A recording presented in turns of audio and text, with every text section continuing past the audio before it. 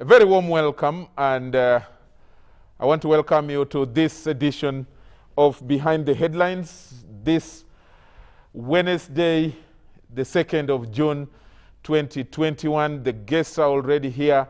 We are going to be, what a week it is really, and scary in many words, if you want to say.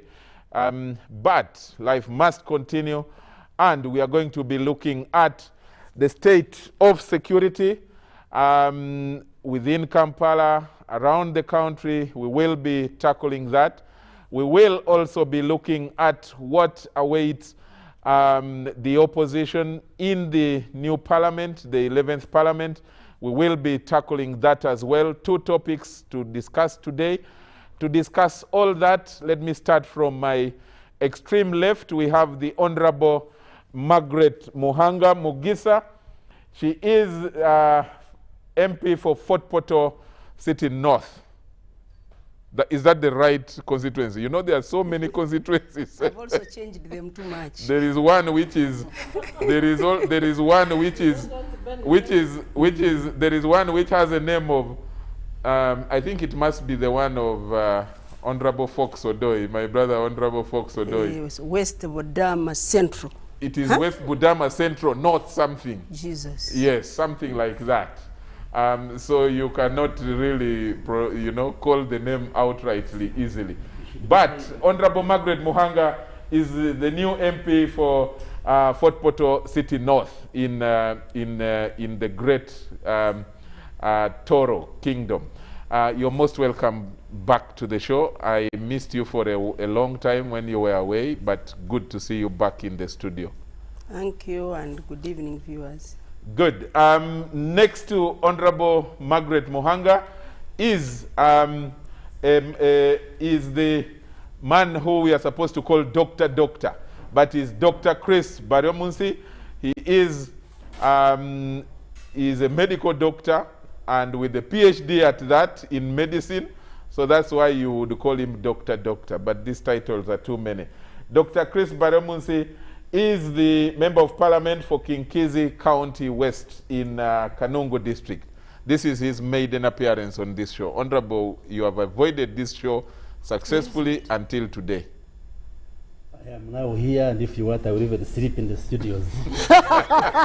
Thank you very much, Charles. That's good determination. Good evening, viewers. I am happy to be here in this maiden show. Thank you so much. Yes. Thank you so much. Chris Baryomunsi is a Member of Parliament. Is outgoing minister in lands, in charge of housing, but he is also, most importantly, a member of the Central Executive Committee, or SEC, of the NRM, which is the highest organ of the NRM. And I have a duty to convert all these people into NRM. You are preaching to the converted. That one, if they are not the members. With some of people, with some of the people in green, some of them, some on your left in red. I pray you are successful. I am just converted to know. Next next to Chris on the right is Council Sarah Bireete. She is Executive Director of the Center for Constitutional Governance. She is a member of this show. You're most welcome back to the show, Council Sarah. Thank you, Charles, and good evening, viewers. And another maiden appearance is being made by is Herbert Anderson. Herbert is the RCC, or Deputy RCC, in charge of NAKAWA division. You're most welcome to the show, Anderson. Thank you, Charles, and good evening, viewers. Good to have you. Finally, on my immediate left, we have the Senior Counsel, Honorable Abdu Katuntu. He calls himself Acting Woman MP for Bugweri District, but he is the MP for Bugweri County. Honorable Katuntu, you're most welcome back to the show. Thank you very much, but I've since then handed over. Oh, I was. You got a woman MP? Yes, I handed over to the woman MP. But I was a very happy acting district woman MP of Bugweri district. Good. When or if the technology allows, we shall have Mr. Ramathan Ggoobi, but he has said he fears Kampala now, understandably so. He will be on Zoom from home, and when he comes on, I will introduce him and welcome him to the show. Let's start with the first topic, the story that has scared the country. It has really sent shivers down the spines of many people. I was damn scared, so close to where I live, near Ntinda, just along Kisasi Road. The nasty, sad, unfortunate incident again, which makes it a subject of discussion this evening and is being discussed around the country. The shooting at General Edward Katumba, former CDF, former IGP, just a minister as well, an MP of the UPDF, he's one of the 10 members of the UPDF, by all standards a high-profile person in this nation, but shot at, and of course, unfortunately, we lost the daughter and a young girl who had just finished her PhD, I'm told, had just come back to join the family and start fending for her own career. Together in the company of, we also lost the driver, very unfortunate. But the question that many people have now been asking, are we safe if a whole former CDF, a four-star general, is not safe? Are we safe ourselves? Let me start with Anderson. Anderson is in charge of security in NAKAWA division, and then we will be discussing the different dynamics. From the incident that happened yesterday, would you still think that we shouldn't be worried that Ugandans are safe? Would you say that comfortably? First of all, the incident that happened is regrettable, and it is a nasty one, just as you said. But we can only regard that to organized crime, whereby organized crime is an affair of a few with unknown reasons and with a plan that is only known to the executors. But besides that, there is no way we can say that the country is in panic, and I wouldn't wish to say that we are in a panic, and even those who are panicking should settle.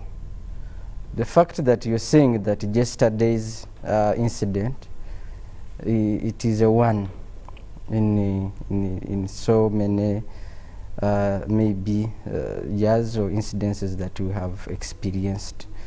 However, in most cases when we have such a shock, everyone runs into panic, which is understandable, and it is human nature that once something happens that is not a daily occurrence, yes, one has to fear, but we should not panic. Why? This country has quite a number of historical challenges that it is coming out of, and among them is now the fact that we have issues of misuse of the gun because of incidences like what happened yesterday. However, what I want the country to understand and even follow closely is that the security of this country is hinged on the pillar of the public, and our security is hinged on what one would call traditional security and response. And there have been quite a number of people, maybe some of them would be even on this show, who have tried so much to distance the public from the government and the state, with the view that they can maybe incite because of occurrences that happen that are isolated in one way or the other. When you look at the general security of this country from border to border, you realize that actually what is happening to us is something that has happened everywhere, and it is as a result of elevated development and elevated human capacity to do certain things. I would like to invite you, even the public, even the viewers, if you look at all our crime reports that have happened previously, you realize that there have been shifts in crimes. And the shift in crimes is as a result of also capacity of the public to elevate the vigilance and the follow-up on how crime is committed. It is unfortunate that a general can be shot at, but then a section of some people would like to allege that maybe Uganda or Ugandans are angels, whereby devils are aliens who are not even amidst us, which is not something I would wish to also buy. Uganda, like any other society, like we are fond of, you know, falling into different kinds of traps, different kinds of challenges and insecurities.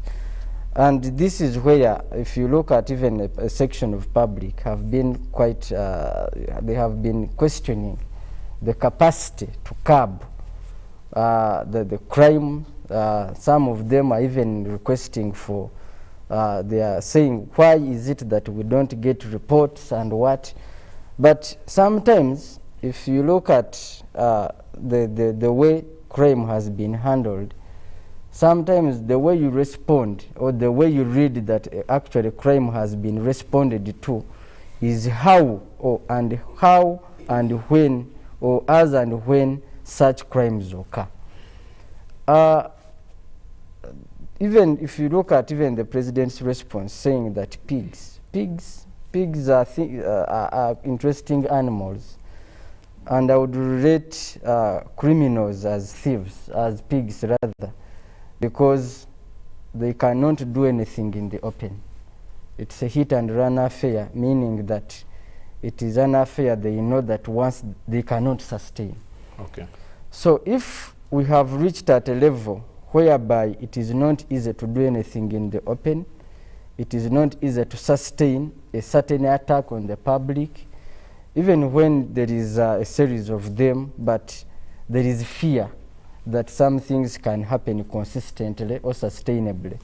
It is an indicator that there is a response towards curbing certain crimes and towards making sure that the safety of every Ugandan is at par. Now, the challenge we have is one. The challenge we have in such crimes, if you look at now like the gunshots and the gun use, is that the public is not fully sensitized or aware to respond to such crimes. And these are technical crimes whereby not each and every one can respond to. And if such cases happen, because not everyone can respond to a gun crime, it is very rare, unless if it has happened in the proximity whereby there are certain trained personnel. So if such a case happens, what do we do? That is where the question is, because what is happening is technical. And what is happening is one in a million, one who is armed, who is surrounded by so many who are not armed. And they can not easily respond or even easily stop it once it has happened. This is where, as security for all this long, we have been advocating that there should be exposure, vast exposure, in the sense that if everyone had, for example, security cameras, CCTV cameras, it would be easy to expose what has happened and who has done it, or even a trail of this of how it occurred. And this is where we are now reaching a level of advocating, or even good enough on this show we have lawmakers who should advocate. How do we expose certain crimes from either being publicized or even being stopped? Anderson, you make a very good point. I wanted to bring in your colleagues, but I then just scanned through since 2012, and I want to bring us to this, which should inform our discussion. On April 20th, 2012, in Kampala, Sheikh Abdul Karim Sentamu, prominent business scholar, gunned down along William Street. Attackers disappear riding on motorcycle. 2012, June 22nd, that is 2 months later, exactly 2 months and 2 days, Abubakar Chiwewa gunned down inside a supermarket in Chanja, men riding on motorcycle. 2014, December, Abdul Kadir Muwaya, a Shiite leader, gunned down at his home by men riding on a motorcycle. December 2014, all of them, that is Sheikh Mustafa Bahiga. 2015, Joan Kagezi, a senior principal state attorney, her attackers, motorcycle riders. 2015, in Mbale, motorcycle riders. June 30th, 2015, Boyogerere. You remember that one at around 6. Daring. A person shoots, then turns a gun and points at other people. People take off. All of them are with the motorcycle, including the one of yesterday. So the question is, are the assailants the same? Why the common trend? Why don't we have some report of this common trend at least? That is what is scaring people. That same trend, yes, you have spoken so well that people should be sensitized, but people know, security knows, everybody knows, it is the same trend. Mm-hmm. You see, the issue here is such attacks, as I told you earlier, are organized activities. I thought security is more organized. Yes. Yeah, it is very organized. But the challenge here we have is you don't know when and how this and to who it is going to happen. But then, that is not the case. The case is we are not, I want to be honest on this show, that a case like what happened yesterday, like it has happened before, is a matter whereby even individuals, like all of us here, should know how we trade, who we trade with, and when things get worse. If certain mistakes are individual mistakes that are blamed on the state or even government, even the public. If you look at the case of Chiria, the late who had a bodyguard, but that evening he had let the bodyguard leave, go for a rest, even when he was going to the public. Secondly, you have a case of General, like General Katumba, who is a general to begin with, who is a former CDF, who was this, but with loose security, which we need to learn from, which is a lesson, because in this we learn all crimes that we deal with, we deal from the lessons learned. The lessons learned should be that if a person of A and B profile has this dignity that we are all interested in, how do we beef security? How do we force security on them? Now we are dealing with two issues. We are dealing with the issue of identity and the issue of profile. Some people's identity and status are low. If you look at General Katumba's status, he's a person of low status who doesn't want the clamor of silence and what. He's a general, he's a minister who sits in his car in traffic from point A to point B. But now this is exposing this person of ours. How do we deal with the security of such a person? Then we have the public that respond to, that are fire brigade responders. When security is provided for, the discussion in the political arena, even in the parliament, is why are we giving such people this and this privileges? You are people like us. When security comes up and says we need classified expenditure to make sure that we deal with certain issues, there is also a discussion. We are not at war. Why are we providing this? Why are you having this? So these mixed reactions and inconsistencies are also insecurities on the part of security at the end of the day.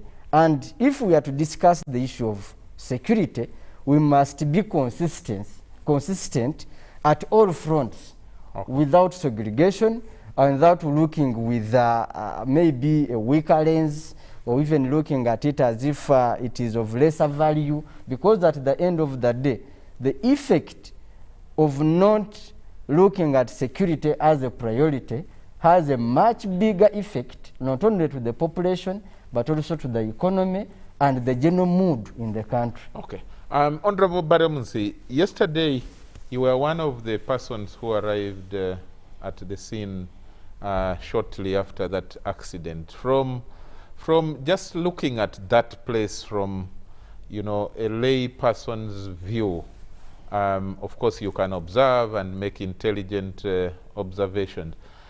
Did you think that it was something that could have been avoided? Yes, I was traveling to town, then I received a call, because I live in the same direction, that something bad had happened to General Katumba. And the person didn't have details. I immediately rushed to his home.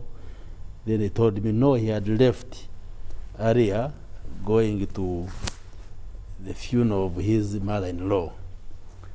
And ordinarily where he stays, the main route should have been to go through Ntinda town.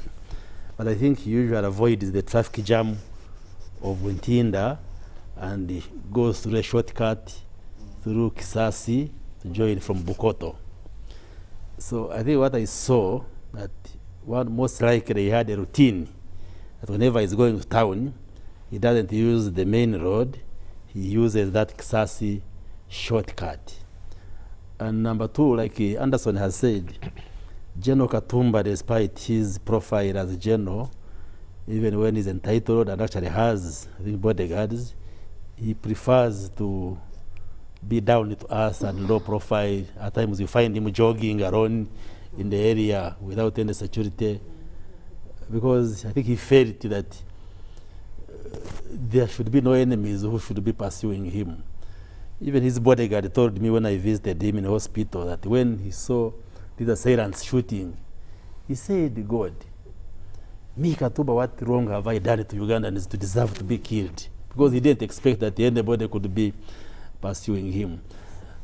So what I analyzed, and I later on visited the scene of crime, I went to the health facility where he got the first aid and then eventually went to the hospital. What I saw is that the assailants should have been tracking him for some time, because it was a targeted assassination. You can't say it was just random. I think they have been pursuing him, studying his movements, and I think he had a routine. He knew where he usually passes and looked for a weak spot where they can corner him and finish him off. Because when you look at where the incident occurred, it's a narrow place with buildings both sides. Maybe most likely at that time there were few people passing through the area, so they knew that maybe through the route which he uses, this is the spot where we can corner him and maybe within a few minutes finish him off. And maybe if he had used the main route of Ntinda, maybe they couldn't have attacked him, but it happened. But I want to thank the bodyguard, because the bodyguard told me when they reached that spot, these fellas who were on motorcycles. One attacked from in front, but on the right side, another one from behind, because there was a rider with a gunman on top. A rider, and then he said there was also a vehicle, a saloon vehicle, which was also behind, but he was not sure whether it was just moving or, but he suspected it was part of that team. Because they began shooting, and then the vehicle turned, and then they followed it.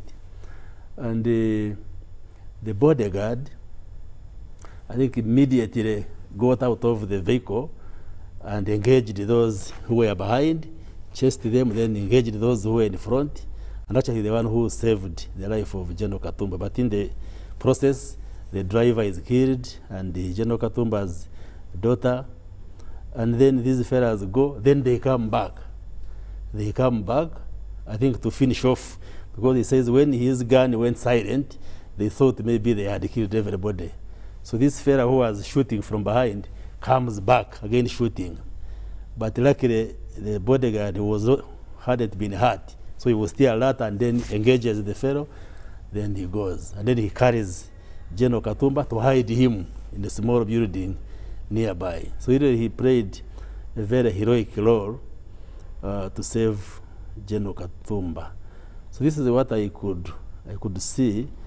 But from the pattern that we are now seeing, including 3 other security officers, the late Kawesi, Major Chigundu, and then Kirumira, don't you see that it has been increasing, and now that we have reached a general, that scares a lot of people, and which is a threat now to, a big threat to national security?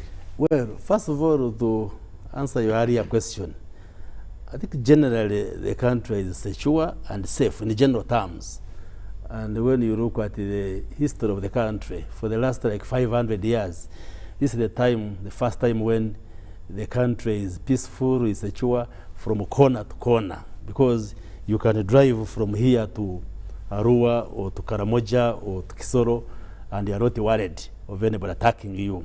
Although, of course, these incidents can occur, because these are isolated incidents, targeted incidents. You see now criminals or terrorists targeting individuals. And this occurs everywhere in the world, even those highly developed countries where they have sophisticated security systems, still gunmen marauding all over with illegal guns, shoot down people. So I would want to really assure the country that, yes, it's unfortunate that these gunmen are targeting individuals for whatever motive. We shall be told why. But generally there is security. There is security. But of course it is worrying when individuals get targeted, like General Katumba, because by the time individuals target a general of the army whom they know is armed, that means also those are sophisticated fellas, but like they wanted him and the occupants of the vehicle to be killed. And even in the previous killings, you could see these again people, assailants, targeting individuals. And some of them had even publicly cried that they are being targeted, like Afande Chirumira had said, I am being pursued. I also read in the papers where they were quoting, I think one of the family members, that General Katumba had said in a family meeting that he is insecure. Some people like are pursuing him. I saw it in the papers, but they were saying he didn't provide details to the family.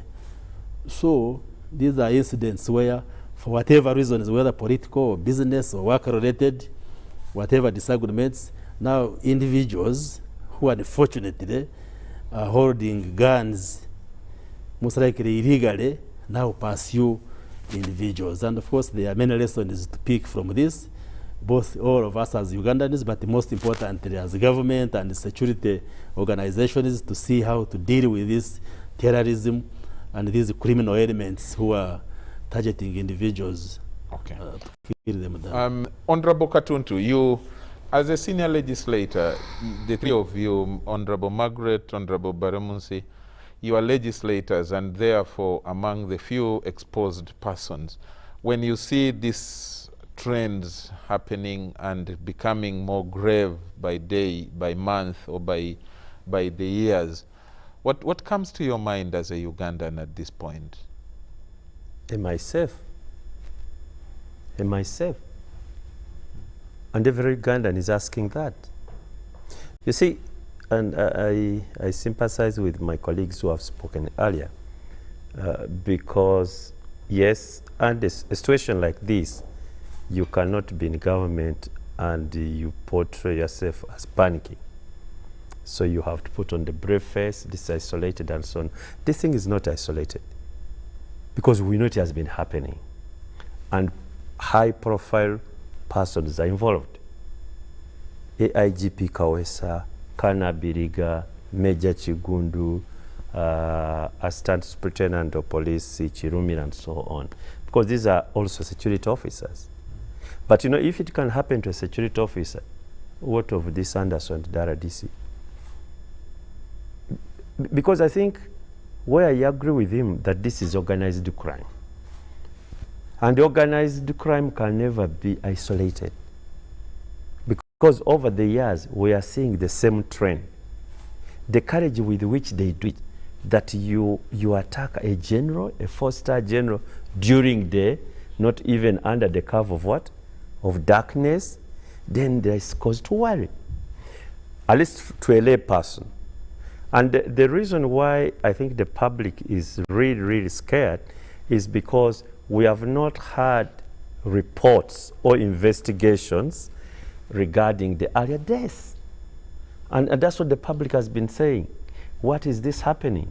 We've not had one of Kawes. A few people were arraigned in court. Their history we know, because there hasn't been any progress in the prosecution. The one of Chigundu, we have not had a report.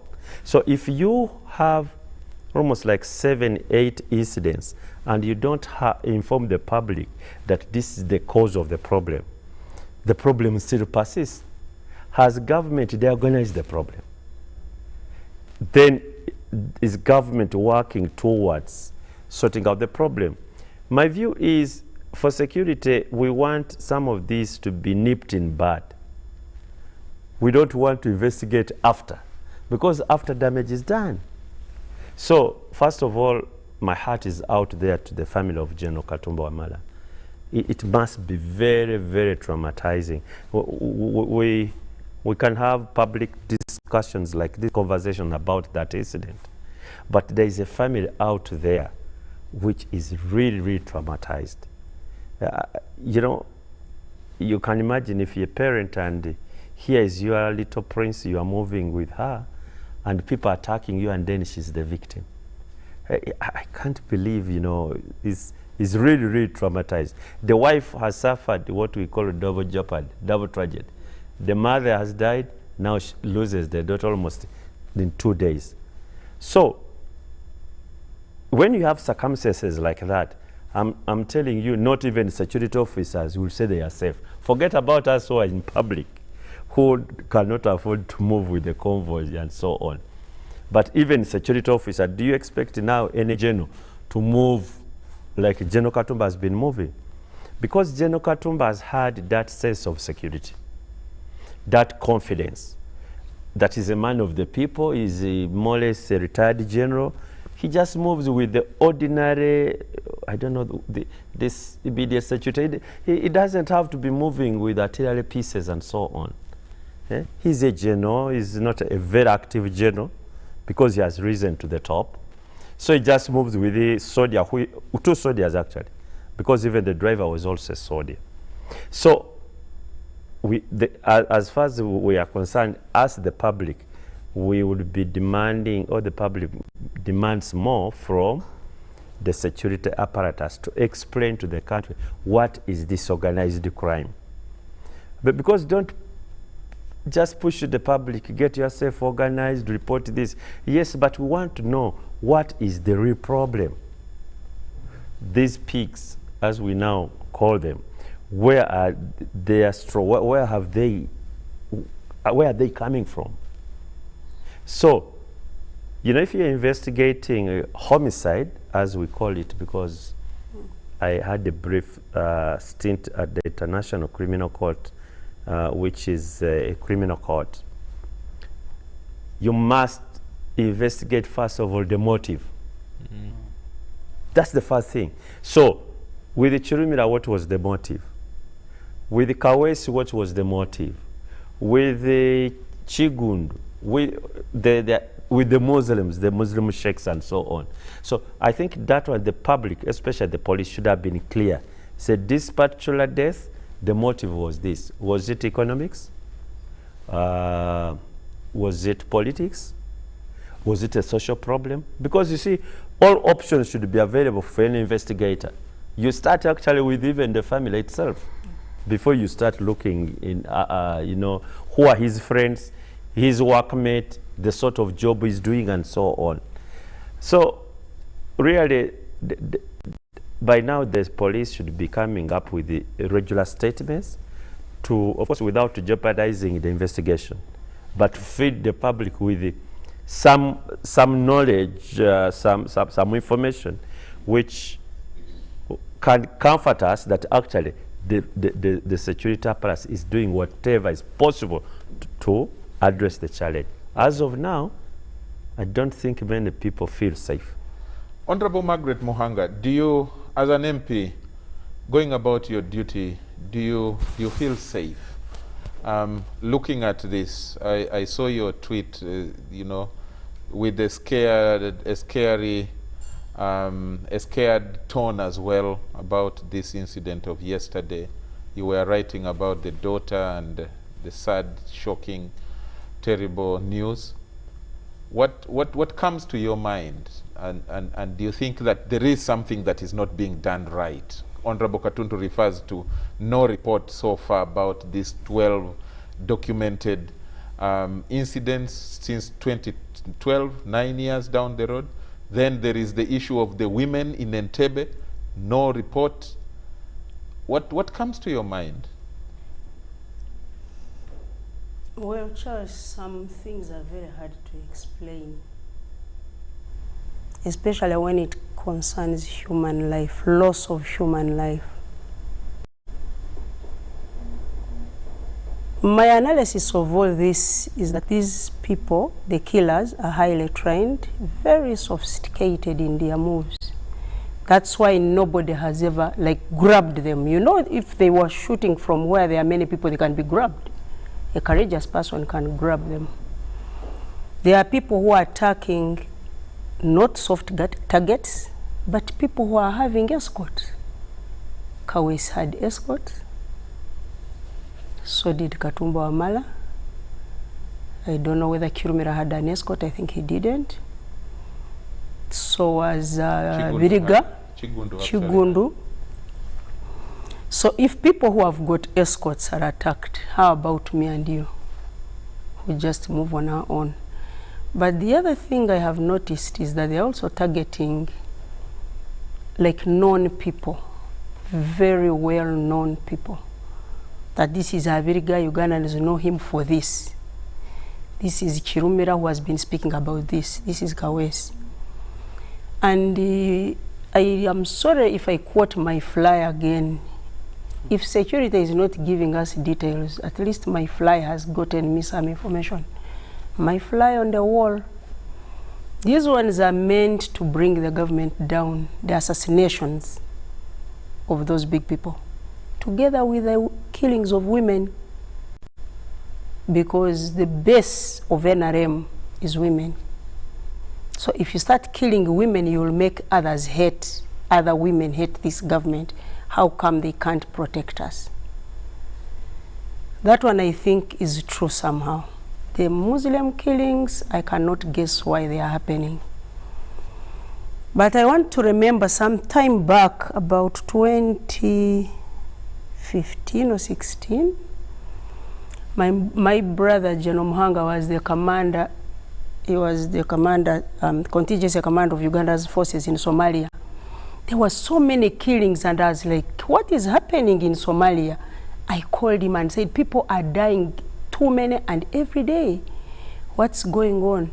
He told me people die everywhere. He started quoting for me many places where people are dying, and it was in Somalia. Said, I thought the AMISOM had gone there to stop these killings. He said there is no complicated war like a war fought in the city. People are in this building on Loom Street, others are on William Street shooting at each other. It gets too complicated. And then I started thinking about General Katumba Wamala today as a person, as an individual. At home, we were talking about him. He lives a very simple life. A very simple life. He's entitled to a lead car. Had he had it, he wouldn't have been shot.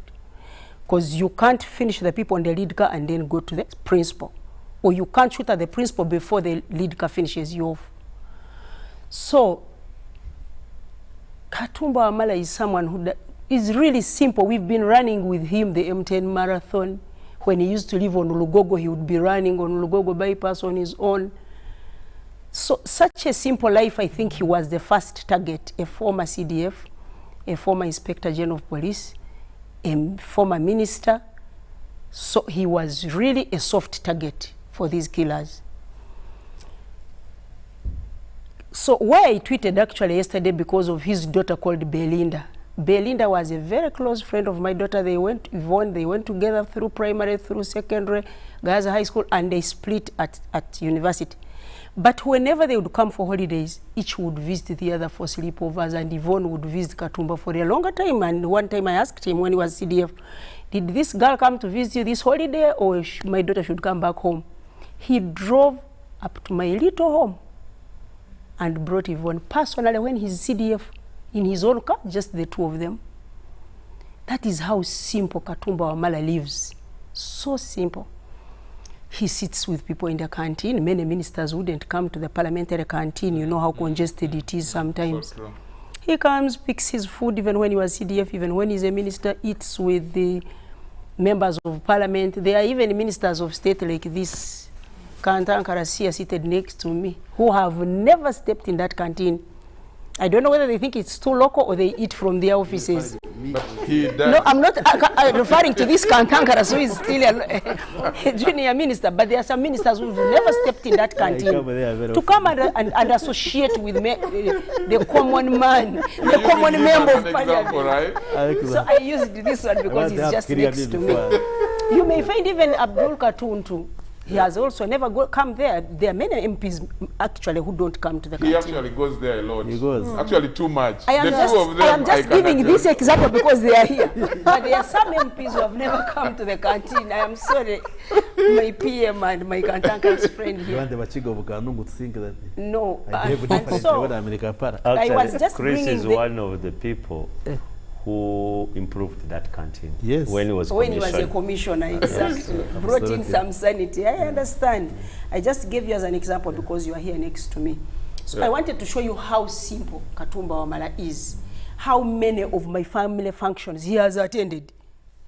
He attends without even you inviting him, or you'd throw at him an invitation, and there he comes. Sits with the general public, gets a meal with you, and off he goes. That's how simple Katumba Wamala has been. And so I want to warn some of my other friends who I see are generals without lead cars. They sit in front of their cars, like General Ivan Koreta. He sits in front of his car, sometimes with just a driver. A simple life like that. So those will be the first targets for the people who want to bring down the government. Because sincerely, you can see they are very sophisticated. They know who they want. They don't go for anybody. Otherwise, they would have come for Sarah. They would have come for Abdu. They would have come for you. We are all the insignificant other. You know the insignificant other. No one bothers about you. You make no significance. But a person like General Katumba Wamala will raise the areas of everybody. And this is what has happened. In the meanwhile, I keep thinking about so many incidences that I see happen the world over. The safest places to live in are the Scandinavian countries. There are no crimes like killings on the streets or even robberies. You can leave your house open and no one will enter to take anything. But in 2019, a British journalist was killed in a hotel in Denmark. It was all over the news in the Scandinavian because they have never seen it. That attackers go into a hotel, kill a journalist and leave. They had never seen such crime. Homicide, they'd never. And so, if you compare us with the other countries like America, where a little boy of 16 goes and shoots 20 kids in school and 2 teachers, before you know it, another person has walked into a church, shot at everybody, including a priest. So you wonder, they failed to control guns, yet it's a sophisticated country with all the money. And with all the cameras, with all the muscle that can really help control such crimes. So these isolated incidences are very complicated to manage. You can secure your country's borders, you can secure people's properties and homes, but this kind of killing where people come on borders is becoming very tricky. When I was coming here, I actually called some police officer to ask, is there still curfew or it was lifted? He said the curfew is there, people are just rebellious. Because there were too many borders. I reached here at 9:45. There were many borders moving. There were many cars, even traffic jam. So I asked a policeman, is there no curfew? Some were carrying other people. And you know, now I came conscious about every border. So I would drive like running away from any border that comes near me, knowing that these are the people who... And traditionally, you also drive like that anyway. No, from New Vision days. I'm a very good driver. My permit has never had a problem. From New Vision days, we know Margaret Muhanga as a rough driver. No, that time I was still younger and cantankerous. Now I am not. So I'm a very good driver, very humble. But while going home, all of us are going to go home and people are watching. So if somebody targets you living here, those ones don't go into those ideas. So I want to tell you that these isolated incidences, are very complicated to manage. That I shall run away from every border. You were in a traffic jam or you were on a bad road, there are borders raiding. That's why I think suspect. I need to bring in your colleague Sarah at this point. The truth is that organized crime is very hard to manage. But there are basics, like Honorable Katuntu says. There are basics. Like, is there a report of these trends? At least that. Let me just answer that. Yeah. You know, I have read a lot of books on crime, intelligence, things like that. One of the things I noticed, that even if the government knew the source of this, they wouldn't tell. They wouldn't tell us, the public, but they would know how to handle it on their side, which I said is complicated. But don't think they don't know. The killers are known. That's interesting. A point for Sarah to come in at. Sarah, do you think that this is something which is hard to break through? That maybe actually providing security, but you can't provide security to everybody. What's your view? No, Charles, there are 3 main components of security. We have national security, community security, and personal security. Of course, I have not gone into the non-military components of security like economy and others. So if we were to focus on these 3 components, and as Margaret was talking, I tried to recall the first high-profile murder under President Museveni's regime. And it was a team, no, a team, yeah, maybe Kaira, but also a team working on the Constitution, Professor Mudora. Yeah. They were gunned down in one day. So when we bring in the component to say that these are elements for regime change, when did it start? You have Kaira, you have Professor Mudora and his colleagues, I think there were 3, gunned down in one day. Yes, so what was the motive then? And then you have the sheikhs killing, going way back to 2012. So what regime change are we talking about? I think we should first focus on the criminal elements of this attempted assassination. And that is the motive and the action before we drive into the politics. Because that's how all investigations have gotten lost on politicizing murders and assassinations in this country. If you look at the killing of AIGP Kawesi, exact same script with the attempt on General Mala. The timing, unfortunately, the area is also connected. The manner of,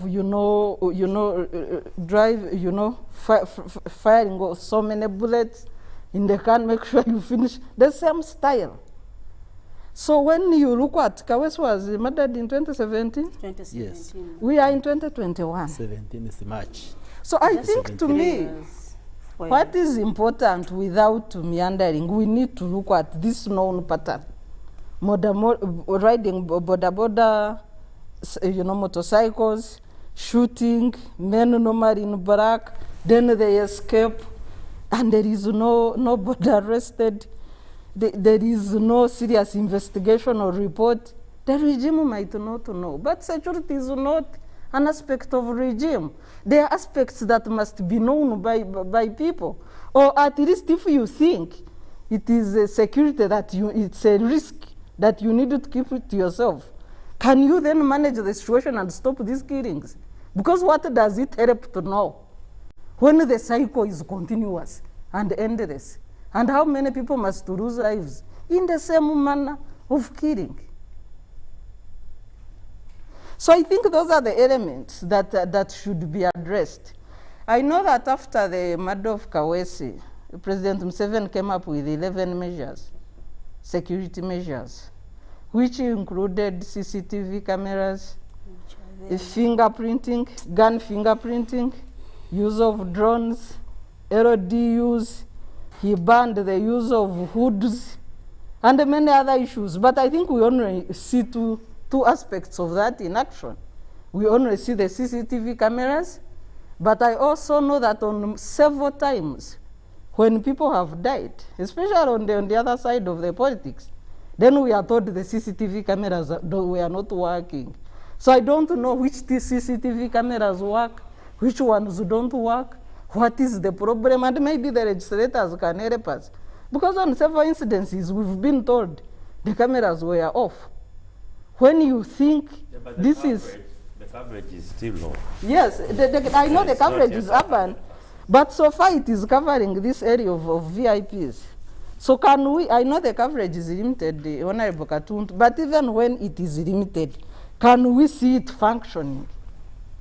Because I know on several occasions, including Nansana, the killing of some opposition elements, Rita in NAKAWA, we were told the cameras were off. Actually, if I can interject, the one of Katumba Wamala, I think I'm seeing it running. Yes, it is TV. running. I know a that man one wearing a strip. It has been availed. That's why I'm saying. What has happened? They have also taken advantage of CCTVs of private homes. Also. Yes, they have picked from homes even, which is a good thing. But also. now, where are those boys? Where did they go? No, what I'm saying is, so we have measures, the 11 measures that the president provided, I think we would go in some steps in addressing these crimes. But we only stop at LDUs. I have personally witnessed how LDUs have stopped crime on the Northern Bypass. There used to be too much thuggery, even in broad daylight. People breaking into cars, still picking things. LDUs stopped that. That one I was able to witness. So we have seen CCTV cameras, we have seen LDUs. What happened to the gun fingerprinting? Where are we? What happened to proper documentation of these guns? I know that partial report of the forensic experts, they said they have collected 56. Shells. They are going to analyze, but without documentation, what are you analyzing? Because tomorrow we are going to be told we don't know the owners of the guns that fired these bullets. So how do we manage this kind of crime that has not started yesterday? It started in 1994. Okay. At this point now, feel free. Let's keep it interactive and ask questions. You know, storm the topic as we move. But I needed Anderson to respond to some of those issues. He sits in security meetings for especially Kampala. And what happened to the spread for CCTVs, generally speaking? Of course, I know that in the case of General Katumba's accident yesterday, the neighboring residences that had CCTV cameras could have helped to give some hints. But how about at a general understanding? What has happened to some of those pointers that the president talked about in the wake of, you know, immediately after the death of Assistant IGP Kawesi? You see, crime and the response are all constant measures. Crime is constant, response is constant. Every time you introduce a measure, it leads you to another. And there is no measure that is absolute in its own nature. The cameras use artificial intelligence. They don't use natural intelligence. In the sense that if it was natural, it would easily tell that this is ODONGTHO, he has now branched here, let me follow. It will only give you what it has captured. What it has not, it will not provide for you. The cameras are stationed. They are not mobile. They will only capture what has come to them. What has not come, they will not capture. This means that even if we introduce how many measures, there will be loopholes. There will be a gap at the end of the day. For example, 3 years ago, the president introduced an idea of saying that people should not wear hoods. But as we speak now, this is a hood. This is a hood, and we have nothing to do about it. And not putting it on is criminal. Now that alone is a security gap. There are so many cases where you put on a mask and a cap, you move around and no one will notice. Or glasses. Or even glasses. No one will notice. And it is not illegal to put on a cap, sunglasses and masks at the same time. That is a hood. So you realize that every time there are new shifts that come within the challenges of security. Cameras have really assisted so much. But as I have said, that they will only address issues that have come to them. They use artificial intelligence. The issue of fingerprinting the guns is ongoing. But also you will only fingerprint an official gun. There are people who are holding guns that are not official. When you look at the Karamoja disarmament, 45,000 guns were surrendered. I don't know how many people Honorable Muhanga voted for Honorable Muhanga. But you realize that some people... 45,000, that is bigger than some constituencies. Yes. 40,000 guns were surrendered. Uganda is a country that is healing from violence. And the tools of violence are so many. Some people will keep them, some people will surrender them, some people will legalize them. But also more so, Uganda is also an island. An island surrounded by countries like South Sudan that have no control on these killing machines. Congo, every time and then, Honorable Baryomunsi will tell you how even they cross into Uganda, kidnap people, take them to Congo for ransom. So if you have such cases, but also let us, as I said earlier, We cannot sit and purport that Uganda is a country whereby we are angels and devils are aliens. Even within us, we have bad elements. We have bad people within us who don't wish us well or who would want to, you know, once in a while. You have seen even in Parliament where some members of Parliament are suspended or even are warned. We had an election speaker of high-profile people in this country, people who must be educated. We had invalid votes. In the August House of this country, we had invalid votes. So that tells you how sophisticated our society is. And even where you expect sanity, one or two people will not be of expectation of what is expected there. Okay. So once we have such cases, even if we put how many measures, at the end of it, there will be a gap. At the end of it, one or two people will flout rules, and at the end of it, we shall have a hiccup. And that hiccup does not amount to saying that we are at an unrest measure, we are in a panic mode. We just need to compose ourselves. We just need to realize that this challenge has come. How do we tighten the grip? How do we secure our boundaries? But also, just as Sarah said, there is national security. There is also personal security. How do we now normalize? Okay. How do we prioritize personal security? Let's take a break right now, but when we come back, I'm going to stay with this topic for when we come back immediately, and I want us to engage ourselves on it and throw thoughts here and there, and then also some proposals on how do we protect ourselves, especially in respect of the personal security. Let's start from that as we go for that break.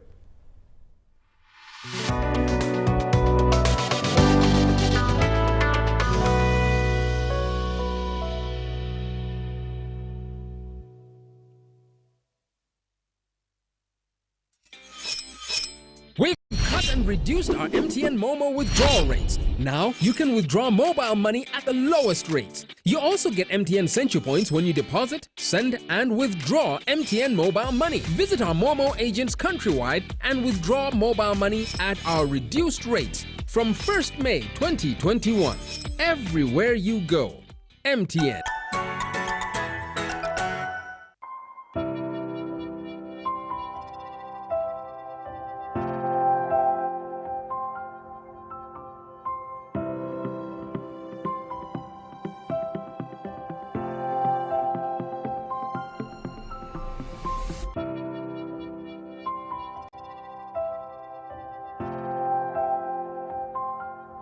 Echa COVID-19 chijja kugwa.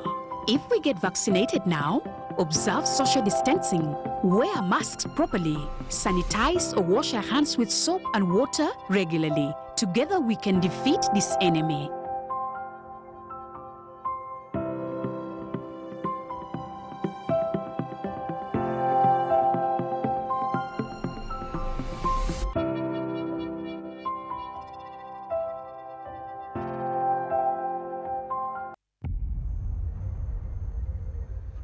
What does it mean to be closer together? It's taking the last bus home for a surprise visit. Closer together is strangers funding a connection.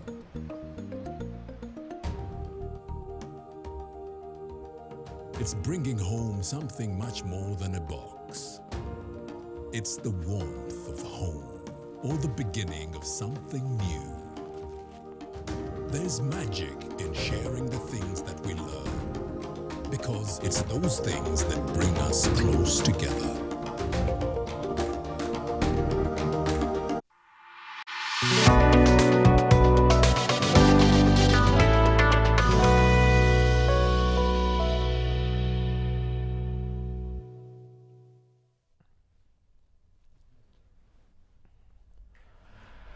Welcome back from the break. This is Behind the Headlines, this 2nd of June, 2021. And because of COVID now, I had even forgotten that tomorrow is supposed to be Matters Day, but we will come to that towards the end. But this Wednesday, we are looking at the state of security currently in Kampala, in Uganda.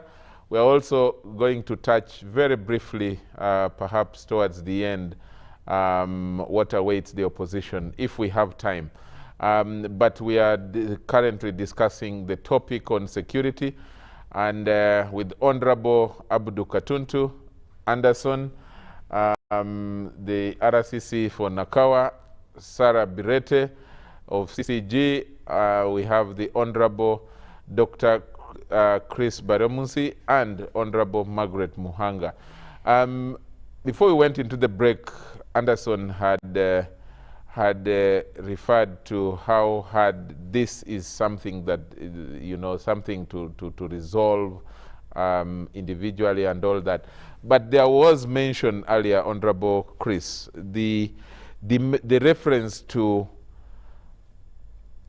is there something that can be done at a level of legislation? Is there something that can be done at a level of government? How about auditing or evaluating those actions and those statements that government promised or undertook to act on? Why are they not acted upon?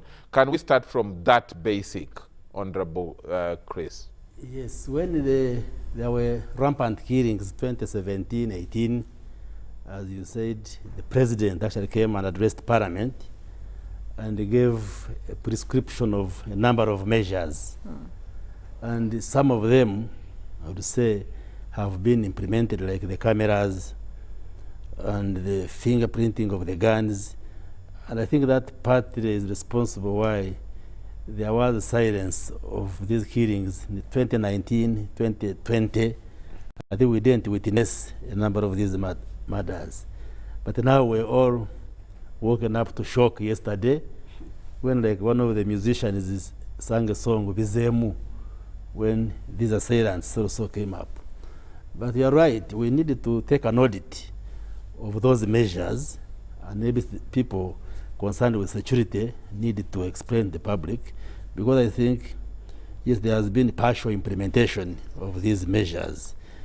For instance, when you look at the issue of borders, well, I think the president had prescribed that we install devices in all borders and vehicles so that they can be tracked. And also, number plates. Yes, and also that the border riders must put on a helmet with their telephone numbers, which is clearly visible even at night. It should be able to reflect light and you can read it.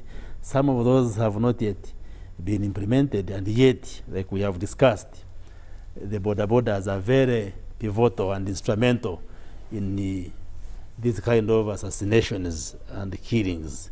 So the people in security should actually explain it to us as a country. Even some of the challenges could be financial, but I have a feeling not all the measures have been implemented. Maybe if they had been all implemented to the letter, maybe we would be significant at addressing this challenge. Yes, we can examine all these areas and see if there are weaknesses in legislation. We can, yes, introduce laws, but I think the major issue is really enforcement of these measures, alertness of our security and intelligence services. But of course, like one of us has said, Uganda is surrounded by countries, notably in the north and the west, where there is insecurity. I am told, somebody was telling me today that the gun market is alive and well in the areas of Karamoja. So as if there is the entry of illegal guns. For instance, the bodyguard, I think the investigators will find out, was telling me of General Katumba that as if there are some guns which are in the hands of government, was saying those fellas didn't actually have pistols, they had almost the same gun like he had from the sound, because for him, he knows the gun is very said. The very gun I was using the peers, they are the same guns those assailants were having. And the question is, where have they got them from? Yeah, but that's not the gun in Karamoja. Well, so I think we have a lot of work to do. Like if guns are finding easy entry into the country through all those routes, that should be stopped. And but also the public, because fighting insecurity, yes, government has its part, but all of us as members of the public also have been alert. Like these fellas, where we had a border rider. Of course, COVID has now introduced these masks and you can't identify somebody, but the borders were numberless, or the numbers had been obstructed, you couldn't read them. So if the public sees during the day somebody is riding a border, is carrying a gun, and the border is not showing the number plate, maybe there is a need also to sensitize the public to be alert. Yeah. Maybe they can make an alarm. Chris, there is another problem there. Yes. We have also seen legitimate security apparatus doing drones, the same. The drones are not they are also dressed sharply. So how do you tell? They are carrying big guns and they are driving what should the cars. community person do? Yes, all those almost, you can't differentiate whether this one is a legitimate security personnel or a thug. All those are lessons which we must pick and interrogate them, because you are right. If government security agencies move like that, so if somebody is a criminal, the public might think this is a genuine public official. But all those are lessons which I think we pick both on the side of government and all of us who are in public management, if we are going to address this challenge, which is affecting all of us. Yeah. So sorry, Sarah was raising her hand earlier. Yes, I want to maybe give a rejoinder to what Honorable Baryomunsi is saying. Also, what we witnessed during the November 18, 19 killings, with people even in slippers shooting at citizens on Kampala roads. So that jeopardizes the role of community in keeping security. Yet security cannot only be kept by security personnel. You must work with the people. So the acts of legitimate security organizations has greatly affected the function of civil-military relations in this country. But also when you go back to our gun policy, we know that the tracing and marking of small arms and light weapons has been ongoing. But is there accountability? Can, for example, Parliament get a statement on what records do we have as a country when it comes to legal arms? I know that like Karamoja is a center for cattle rustling, and then there is proliferation of small arms from the other neighboring cattle areas. But there has been great effort on disarmament of Karamoja, and at one time it was like 80% successful. Even the president camped there, people surrendered guns. So can we have a statement on the status of gun control in this country, on the steps of marking and tracing small arms and light weapons as to who owns legal arms? And then that would be a beginning step for putting in place measures for getting illegal guns out of the hands of illegal people. Yeah. I wanted to have a response even to what Honorable Katuntu and Sarah were saying. Some are operational procedures that are sanctioned by authorities to execute a certain mission. There will be a season whereby some measures will be used, but they are not going to be an everyday thing. It is a one-off. For example, the use of changing number plates, not to trace what is doing what, or even covering number plates. Because some measures usually are used by public means, not gazetted means. So in the event that it has happened today, and it is not an everyday thing, it does not warrant that it is a measure that can be used as if it is a mandatory thing or it is an everyday thing done by each and every one. And even when it is done and it is not a sanctioned operation, it is detected and addressed.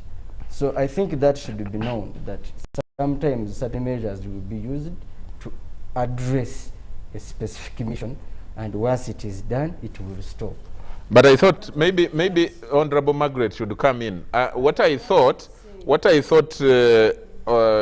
Katuntu and Sarah are emphasizing is that at a basic level, the public is supposed to help. For example, when we see from an ordinary eye, and I know that the predictable behavior of our legitimate security is that they move with vehicles which are marked, they move with vehicles which are numbered, they move with vehicles which, you know, like this, or with uniform. But the compromise then, from the public's perspective, becomes when almost as a routine now, our own security are moving with vehicles that are not numbered. You get a double cabin from any construction site, you use it for an operation. Then the next time there is a thug, you will think that that is also our legitimate security, when actually they are thugs. And that is dangerous. Isn't that something that now the lawmaker, like Honorable Margaret, has to help with? Well, Charles, I don't believe security agencies do that. How come everybody knows they use drones? No, I am just saying, how come we all know that they use drones? The other issue I wanted to add, actually, when the RCC was speaking, is that people alter number plates. Did you know that? Security. If it is 838, ordinary Ugandans, yes, they have a cell tape, a black cell tape, they make the 3 become an 8.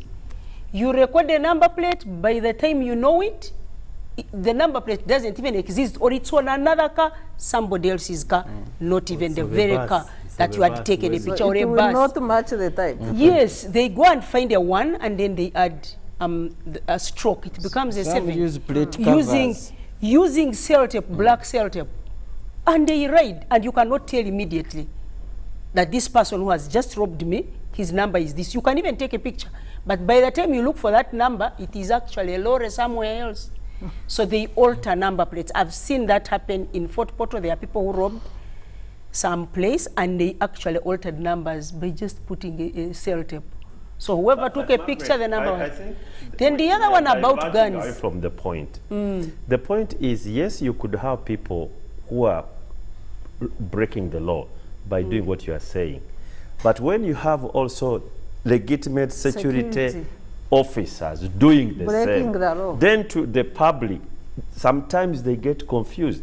For example, how do you expect a legitimate security officer on a border carrying an AK-47? Let me tell you one thing I know. This we have seen. And this the do you know that it's not allowed? Sorry? To do it's not allowed but it's for a security officer, even if a policeman or a military man, to sit on a border with a gun. It's not allowed. Don't you see them? It's not allowed. They do it because I don't know why, but it's not allowed at all.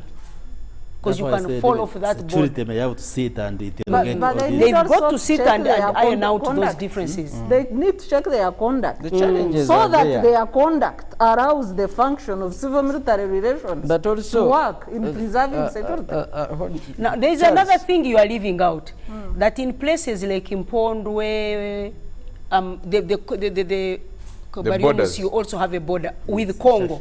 The porous Isasha, borders. there's Lemi. Do you know that there are also illegal gun sales in those areas? So criminals take advantage. Do we have security there? Yes, we do, but you know our porous borders. I will go and pass on a no man's land and enter Uganda with my gun. Not every place is policed. That is where the problem is. There are so many guns inside Congo. There are many remnants of the Konyi rebellion who are entering and selling these guns to criminals. And also, I will not vouch for the security services. In them, you will find a Kawukumi, like the president said, who will hire out his gun to go and be used. Haven't you ever heard about somebody arrested for hiring his gun to criminals? Margaret, I have heard, of course. The research has established not one. that 80% of mobile money robberies are done with the security arms. And also those mobile money things actually are a job within. Haven't you seen where your mobile money is removed without your notice? And these things are happening all over the world. People have now gone high-tech.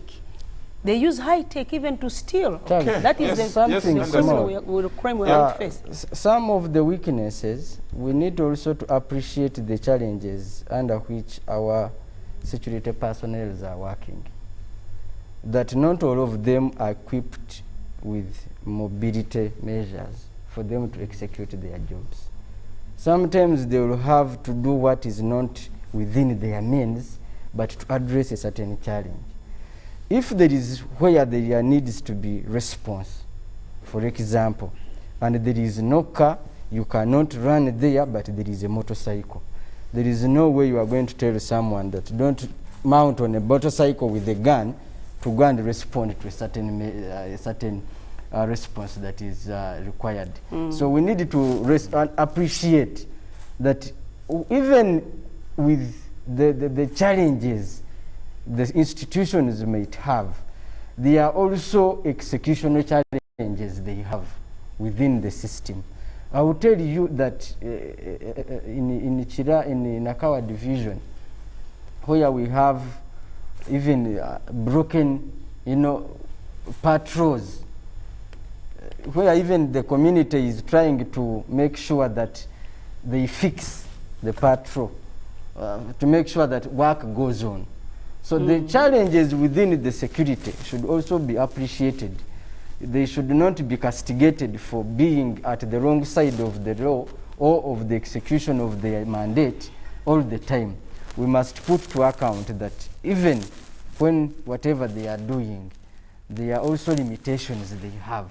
So when they are on a motorcycle with a gun, or even what might look to us as if it is not allowed, at the end of it all, they are not doing it because no one will leave a patrol there and run on a motorcycle. Yeah, no one. So at the end of it, let's appreciate that something will happen because there is a reason as to why it is happening. Maybe more information. General Katumba Wamala, as IGP, is the one who started the drive for more pickups for police. And when the community came in to support his cause, he was later stopped that the government cannot fundraise. So what measures do you advise us to take? No, I think at that time, the police budget was very low. I must emphasize, Sarah, because it was like that 36 billion, 39? That fundraising drive of General Wamala, I was part of it. I contributed 200,000. We bought the first pickup, actually.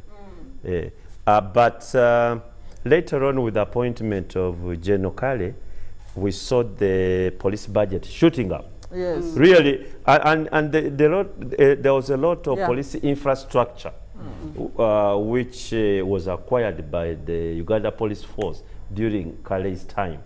In terms of, for example, pickups, patrol pickups on the highways and every district.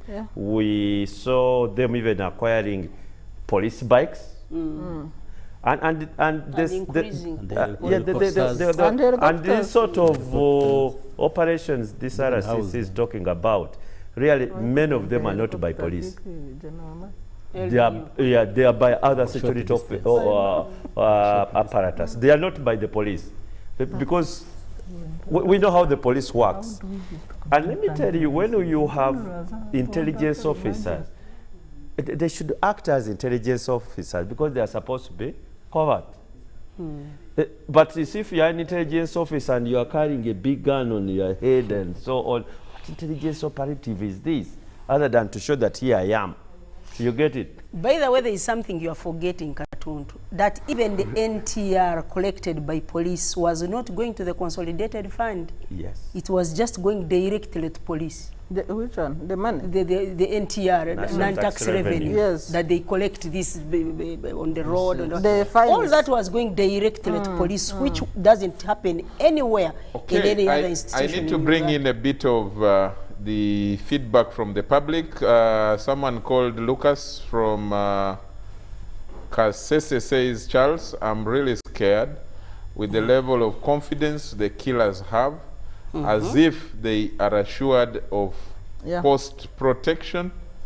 Are we really safe as citizens when actually most of us do not have personal escorts? You know, and that's what he says. And then another person says, please kindly ask Anderson, even Honorable Nantaba got a failed assassination, and what happened to the case that was in the hands of police. And then and then another person is sending this from, I think from Nebi. The person says, good evening, Charles. That lady talking about General Katumba is telling the truth.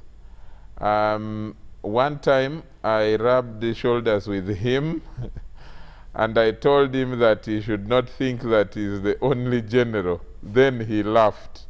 A very simple man, very friendly to all. God bless you all.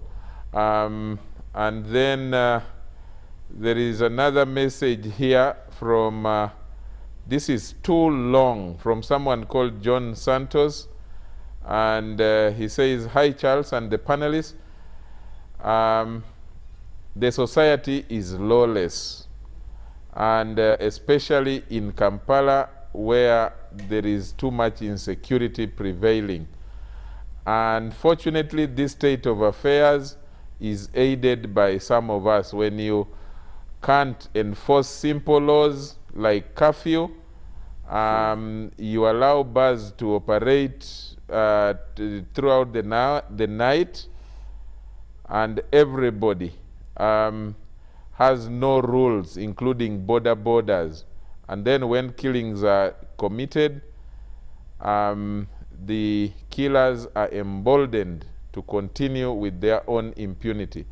And then there is another message.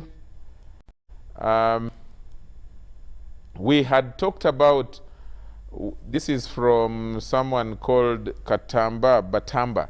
He says, we had talked about full body color coding of passenger service vehicles, especially those with large numberings. I don't understand this message.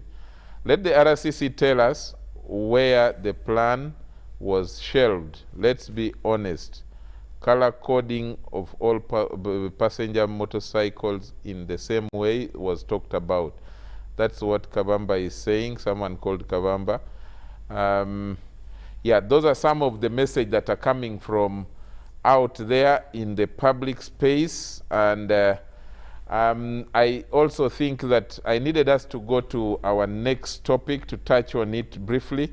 We had expected the leader of opposition, the newly appointed leader of opposition, to join us, but I think we are left with less than an hour to go, and he hasn't made it. I needed to check whether he sent in an apology. But let's say in 1 minute each, what is a better way forward. The MPs should tell us from their perspective what they think should be, you know, a proposed solution to this.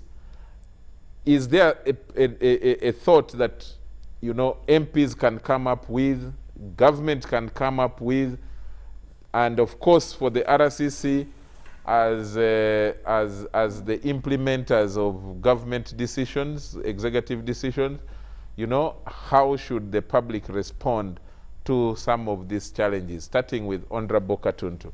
I think it's not about the public. It's about us who are in authority. What do we have to do? Because what the public does primarily, it pays its tax, it elects a government to sort out their own security, to protect them and their property. What do we have to do? One, we must invest in intelligence community. We must invest in intelligence community and nip some of these things in bud. That's the only way to handle this. Other than saying, oh, you know, we wait for a crime to be committed and then we start investigating and so on. We really need to investigate in the internal security, in the external security, because to some extent, I imagine we should be looking at what are the possible causes. Some of it could actually be not homegrown. It could be from outside. So what do? You have to invest. You need the resources, you need training of officers, and you need also integrity. Institutions with integrity. So that if they have resources, those resources should be geared towards sorting out the problem, not to start building a mansion for yourself.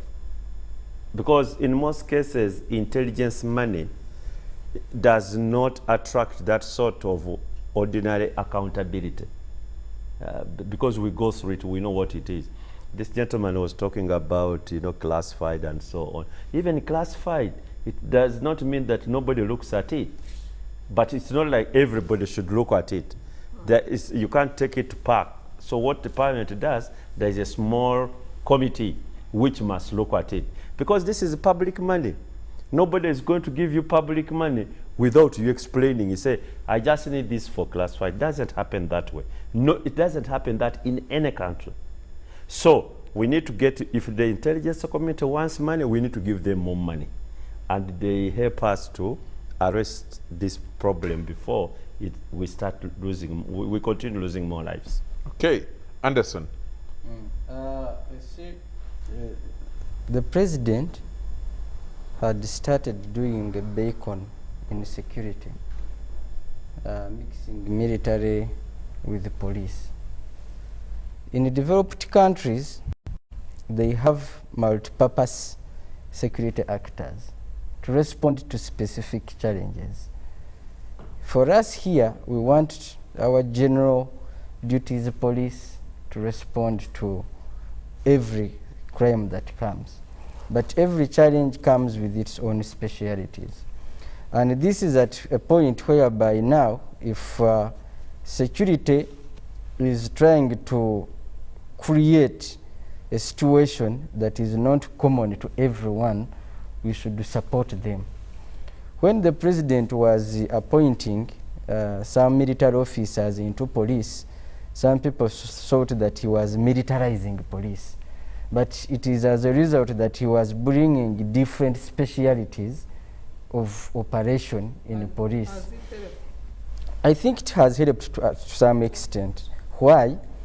And now if you look at the mixture of operations and execution of work within the police, there is some magical changes that we can account to. And before we reach at a point whereby we can create all these different directorates to respond to drugs, to respond to cybercrime, to respond, because our police is generally to keep law and order.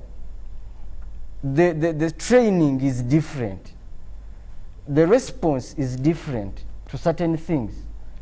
If you shoot a gun where there is a traffic officer, the response is not going to be as if there is a military officer, because the military officer's training is just guns and bullets and bullets and bullets.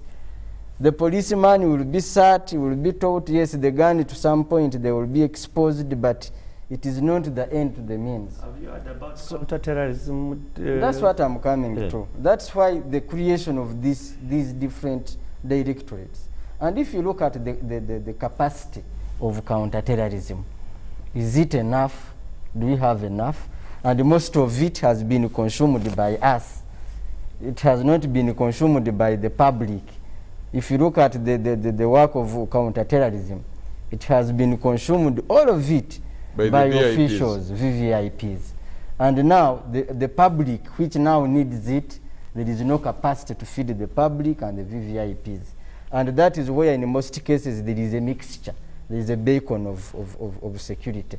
And that, at this point actually now, it should be known why it is done and the spirit under which it is done. It is not to militarize police, but it is to bring different specialities into the entity of public, of law and order. Okay. Sarah? Yeah, to me, I think we need to look at 3 aspects. One is the conduct of, security forces to boost public intelligence gathering and civil military relations, because that has broken down out of the methods that are used, and most of them outside the legal framework.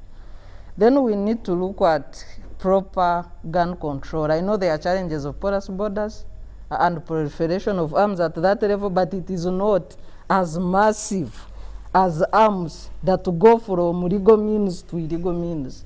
We have a study on mobile money robberies that has confirmed 80% of guns used belong to security services in this country. So there is that element of criminality. Then we need to look at the 3 aspects of security. Normally, I know this regime is normally credited for having brought security and stability, but we need to assess that detail of security. National level, community level, personal security. We have had elements of defense. I hope that we are not going back. Okay, Honorable Margaret Muhanga. I think for me, it's quite a sad time that we are going through, because we had got a breather from 2017. Yeah, from 2017, not 2018, when they killed Abiriga. Oh yes, sorry, I was referring to Kawesi. So 2020, 2019, I think there wasn't any of these isolated killings, meaning that this criminal or these criminals went to reorganize.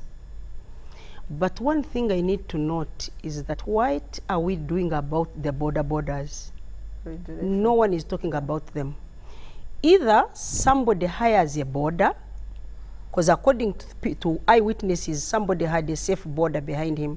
Now, if 2 people come and hire borders, and you are carrying these people to some destination, because they followed Katumba Wamala for some time before they shot him, meaning they would hire borders, move around him, and then don't find a good target, and they don't shoot. These very border riders, we need to also look at them. Do these people hire self-riding, or they have a border that they normally hire a person, a known person that can be traced after this? Because if they hire your border on personal riding, what they call self-drive or self-ride in this case, and they go and alter the number plate, you can be able to tell, because I am not going to get a border from Najana Nkumbi to come and kill a person in Kisasi. So the borders must have been got from within there. So you start with the very border riders. If they can identify their colleague who could be involved in these criminal acts of carrying the killers. Because if you go on 2 borders, meaning they are communicating, we stop here, this is the person, what, and you, the border rider, it should be your obligation as a citizen to report that seems the person I carried is the one who killed. He looked like this or like the other. But though we are wearing masks, we can tell by the dressing. About hiring the border. What do you think they do? Let me tell you, they have the border themselves. Yes, I don't think they have somebody their who own is going borders. to commit such a crime will go around with a border to hire with a border rider. What could be, most probably, what could be true is that they have the bikes, and they use the bikes, not necessarily that they are using borders. Oh, yeah. So if they have their own bikes, it's quite complicated, because those bikes will change number plates, which are not genuine. You can make those plates yourself, but you won't have the seal, and you go riding. Nobody's going to stop you. So okay, Honorable Dr. Also the community, by the way, communities where these things are happening should be vigilant. Somebody has been shot. This is a motorbike moving. Like, follow and see where they've headed to, or everybody would get scared to be being shot. Bullets, everybody took cover. Of course, you get scared. They have shot at a general. But they were taking videos. They were taking videos. After. I think, one, we must ensure that all the measures which have been announced are implemented and enforced, because they include also policy reforms on border and motorcycles. Yeah. And if the security agencies are saying it is a challenge of resources, then we should provide financial facilitation so that these measures can be put in place. Most often when government brings budget of defense and security, at times members of parliament have frowned upon it, but I hope now we should build a consensus that we should fund this area, intelligence, security, defense, so that all of us can be safe. Number two, I think we need to strengthen our LC system. There is a time when the LC structure was highly vigilant, like in the rural areas. If a foreigner or somebody not known in the community came, he had to report the LC and everybody would look at this person. I think we need to activate that LC system so that there is heightened vigilance across Uganda. Then also, we need to put a system to mop up illegal guns, guns which are in wrong hands, because apparently there seem to be many. I think government supporting a security system should put measures to see that we remove these illegal guns from the wrong hands. Then also, we shall examine all these areas. If there are areas which require strengthening in terms of legislation, us being members of parliament, we should look at this, because with the IT, with the technology, now cyber crime and all this, we must examine all these and see the weak ends and see where we can strengthen. But also appeal to Ugandans that even when we have conflicts, if I can act as a preacher, and let's try to find ways of resolving conflicts without wanting to take away somebody's life. Because you kill me today, but even your day will come, you will die. Like now you kill General Katumba's daughter, so what have you gained? Even your day will come. So whether the differences are political or work-related or business-related, let's find a way of resolving our differences, our misunderstandings, without resorting to killing somebody. It's really unfortunate. My heart once again goes to General Katumba and the family, and also the family of the driver. I saw them on TV appealing to government to give them support. I think, yes, government will have to give them support, because the driver left a young widow and young children, and we feel for them, and we are with them in these very difficult moments when they have lost loved ones, young people who shouldn't have died in the hands of these useless people who think that they can solve whatever differences, whatever misgivings they have through killing innocent Ugandans. Okay, someone is called Patrick Gwok says, Charles, thanks for the show. Let's note that it's the high-profile killings that are isolated, but many Ugandans are always shot at by unknown gunmen, including today.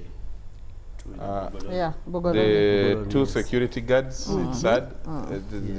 Anderson, it was something happened right under I your... saw it on TV. In your area, what happened exactly? I also live in that. These the security guards that were killed were guarding what we have come to understand as a disputed piece of land, which has had conflict, which we had even attempted to resolve, but still underway. There is even a court case over the same. So one party deployed their private security, which is illegal, because any disputed piece of land is not supposed to be guarded by private security. And because supposed to be the police. It should either be the police or the place should be vacant, because usually when there is a court order or there is a court process, usually the status quo is advised. So because it is disputed, when you take possession and deploy security, it means you have taken over the said piece of land. And this has been happening so much, whereby people deploy and it breeds a lot of conflict. But the matter is being taken over. We are trying to address it. Okay. Honorable Baryomunsi, someone called Nteje is asking from Mukono, is saying, how will you strengthen the LC system when you are still paying the LC1 chairman 120,000 shillings a year? Is this true? Yeah. Yes, LC one chairpersons get just a token allowance of 10,000 per month, which sometimes 10,000. yes per month. It's not a salary. Seriously, I didn't know. It's like an ex gratia sort of casino airtime, which sometimes is paid cumulatively annually 120,000. But I think that's not a big issue, and I think the LCs work whether they earn anything or not. We just need to mobilize our people to be vigilant. So, and well, we had attempted to give them money for bicycles. Yeah, they received the bicycle. They received the bicycle. But you see, that also was the one of it. But the point I am making, you can't give them bicycle every year. Yeah. but the point I am making, They were campaigning. So I don't think. I think you Benz see, here the in system Kampala. is supposed to be a community system. Yes. So that's why it is not like a salaried job. Yes. But we needed, as government, to facilitate that office in the execution of their duties. And that's why it's okay. Let us first of all give them a bicycle, which they can use within the communities. If there is a dispute there, he doesn't use his bicycle. He has an official what? Means of transport. The token allowance or appreciation ex gratia of 120, it can be increased. I don't think that's a very big deal. Whether 50,000 a month, that sort of thing. But it is not a full-time job, salaried job. No, it isn't. Okay. But we can explore ways how we can strengthen the LC system to be functional in this area of security and intelligence. Okay. Then someone called Tresije. Tresije says, Charles, Tresije is sending a message, Gordon, sending a message from Rampara. And he says, Charles, good evening. Your panelists have discussed well and concentrated on the killings using guns. But how about killings using poison? It has become very common these days. Yes. Right. Poison is even pangas and spears. Even spears, even in knives. some villages. And then, Caesar says, Charles, you referred to the latest killing in 2018. No, Afande Kirumira was actually killed in 2019, long after Abiriga. Abiriga is not the last case. Then someone called Moses from Busia says, Brother Charles, I'm not happy with the ugly shooting and killing of Natongo and the driver who is a son of Nakafero. Precisely. Name suggests that they come from same clan, which is my mother's clan. Then he says, General Katumba is a very friendly person, but as a general, he should have known that he has enemies, and that enemies of the country are also his enemies, especially given his rank, because he has served the government and he serves it. Therefore, he should have taken his security as a key issue for his own good and the good of his family and close associates. Thanks, Moses, about that. And then someone called Andrew.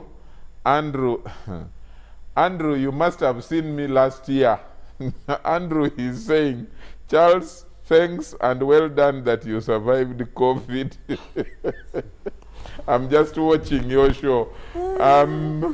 Andrew, I am trying to survive the new strain. The old one, I survived it last year. I hope you have been vaccinated. Have you received the vaccination? And then Kamugisha, I should mobilize people to go for the vaccination now.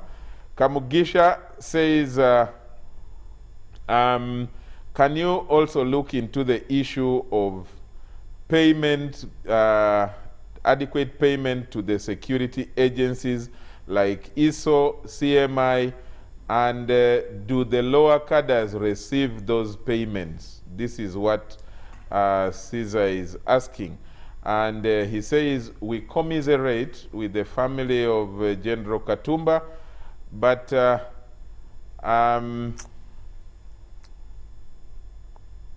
the questions that have been raised are questions that should be answered.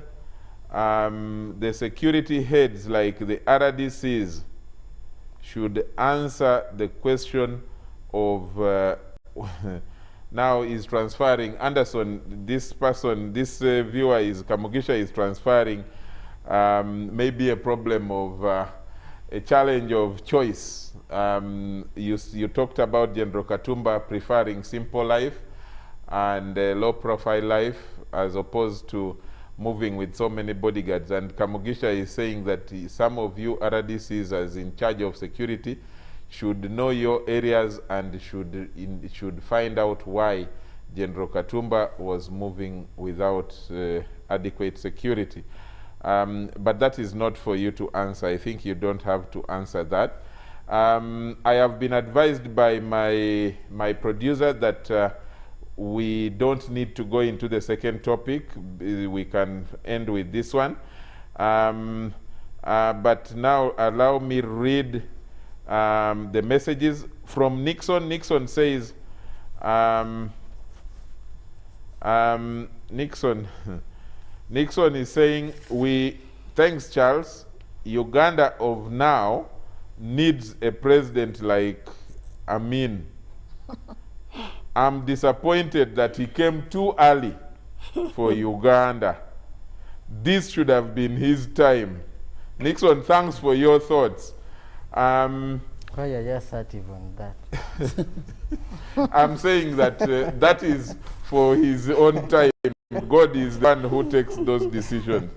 And then another person calling from Kasese says, Charles, I want to add on to what Honorable Katuntu said, that government should use less budget to prepare our security systems than using a huge budget in responding to each individual incident.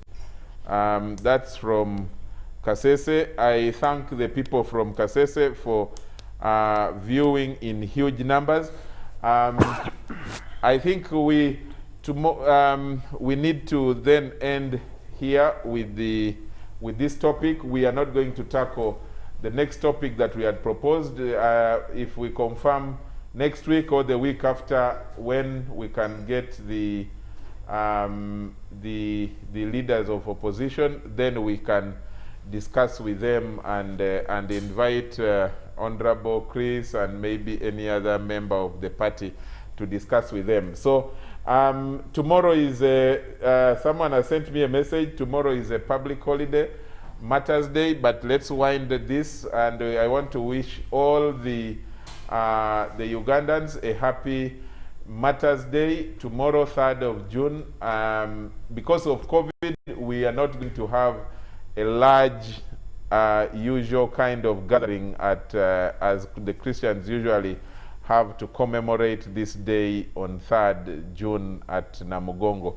But allow maybe just to a message, final message, from any side. Maybe if you want to send a message to General Katumba's family on Matters Day, feel free.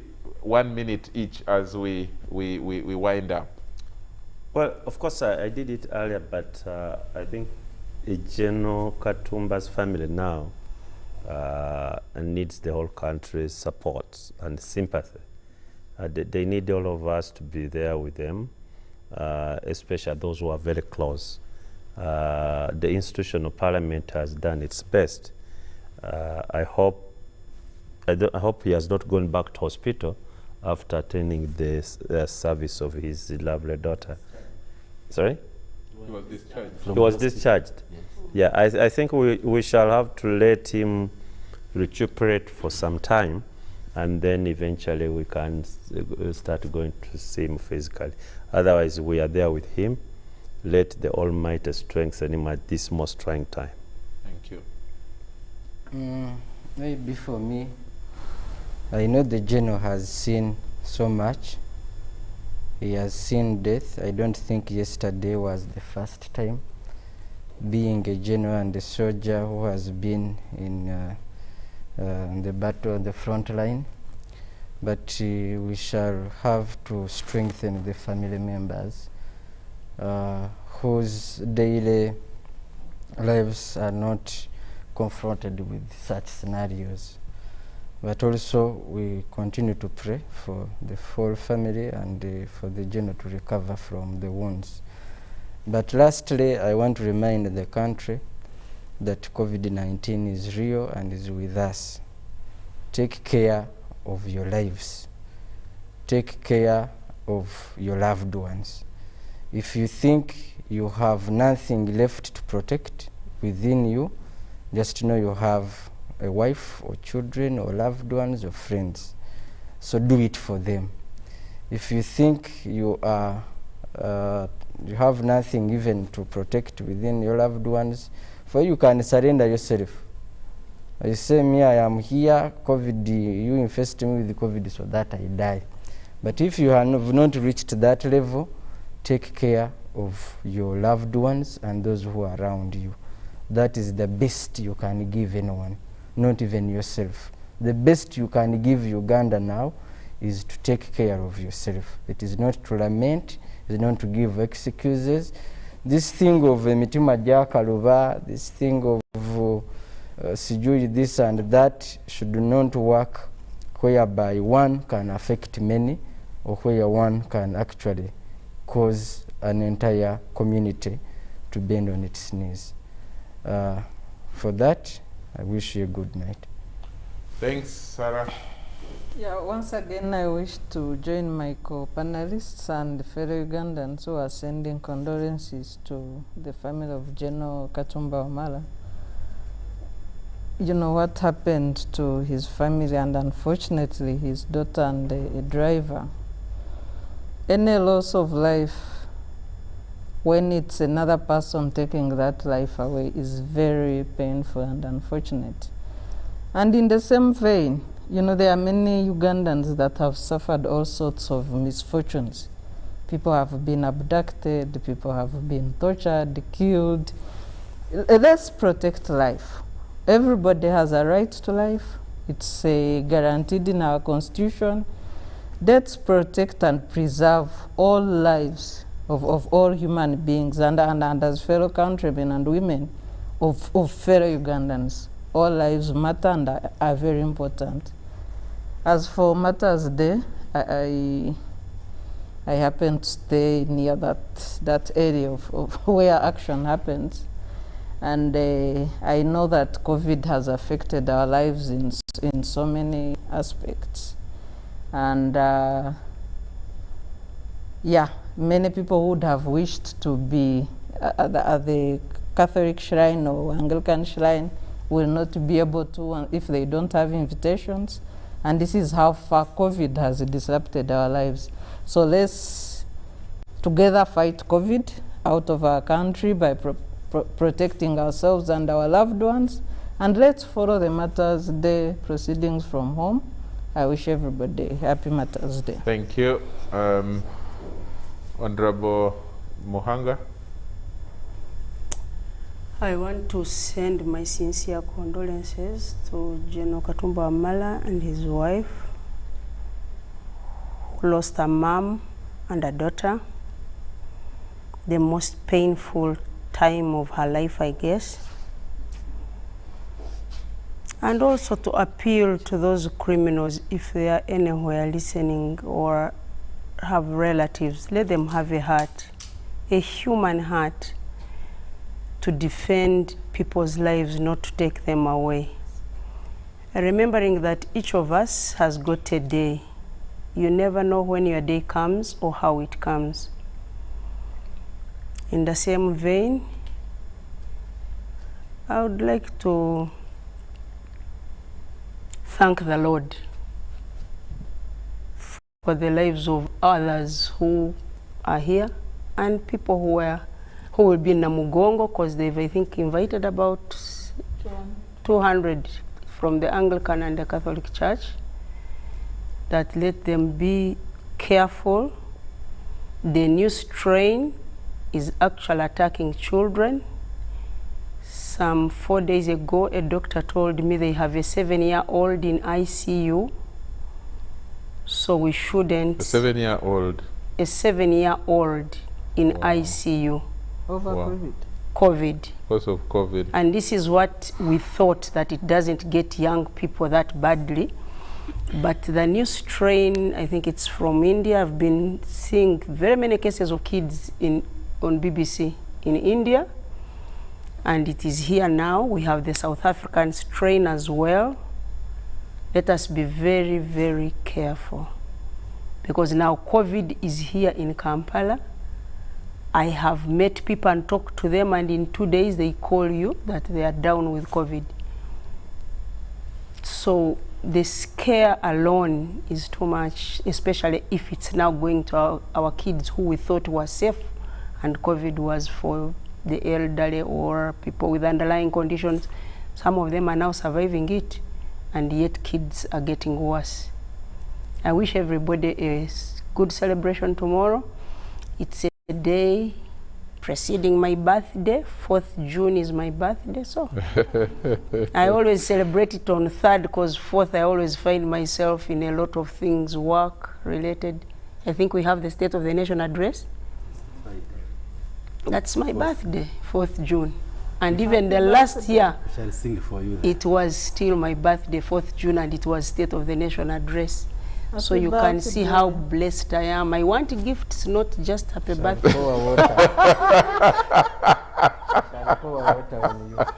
If we see, we shall ask you how old are you now. If you want gifts, I will say I'm 112. it's Honorable Baryomunsi, finally. Yes, to General Katumba and family, as well as the family of his driver. Our hearts, once again, are with them. And as a believer, I want to dedicate one verse in the Bible to General Katumba, because he's a Christian. The book of Proverbs, chapter 3, verses 5 and 6, which says, put all your trust in 3 verses? 5 and 6. It says, you put all your trust in the Lord, and lean not on your own understanding, but on the understanding of the Lord. And that he shall protect your path, and in all your ways you should acknowledge him. Because the God who saved him yesterday is the same God who will fill that gap which has been created in the family, and he will continue to provide strength. And really from the government and the NRM party side, to assure Ugandans and to ask them not to panic. Government will do all it takes to get on the top of this situation. These criminals will be hunted. I know there is skepticism that those who killed the previous leaders, where are the reports? Sometimes the investigations may not end in one day, but the government is committed to ensuring that all Ugandans and all those who live in Uganda remain safe. That's the assurance I would like to give.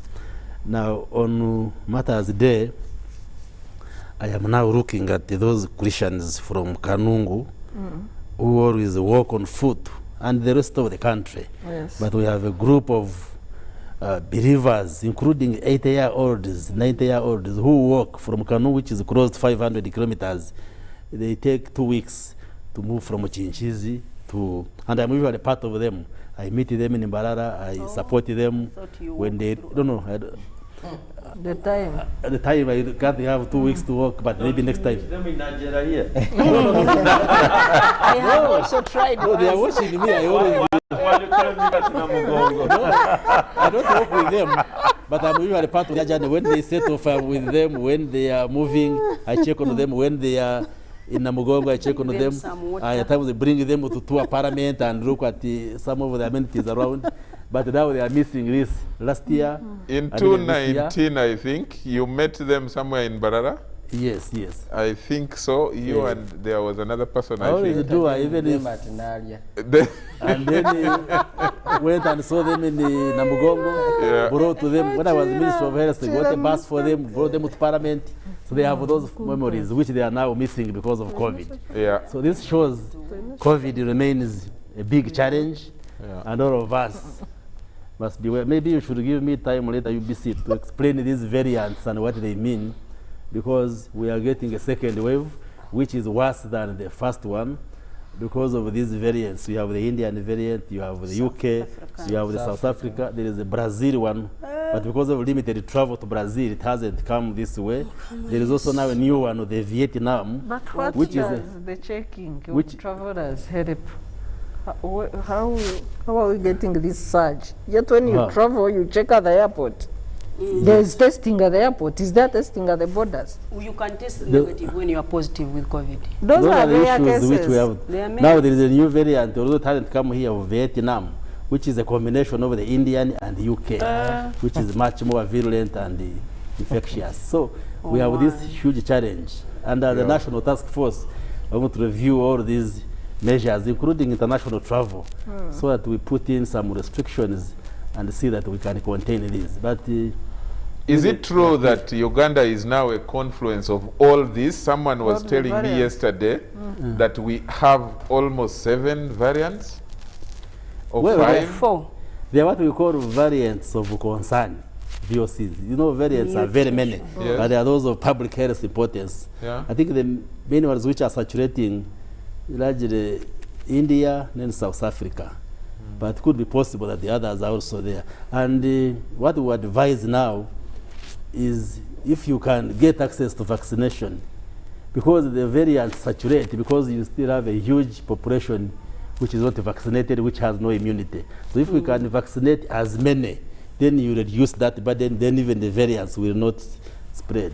So we have developed comprehensive as if COVID is of yesterday, but it's getting worse. And all of us must be very vigilant, because this new wave now, as Margaret is saying, these variants, contrary to the initial strain of China, the Wuhan strain, these are killing children, infecting children, killing them. They get young people, they are highly infectious, they spread very fast, and therefore we need to be extremely careful so that we don't get huge challenges with COVID.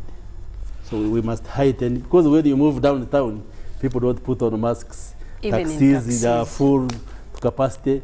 So the SOPs have broken down. I think we need to re-energize the whole response so that we are vigilant as a country.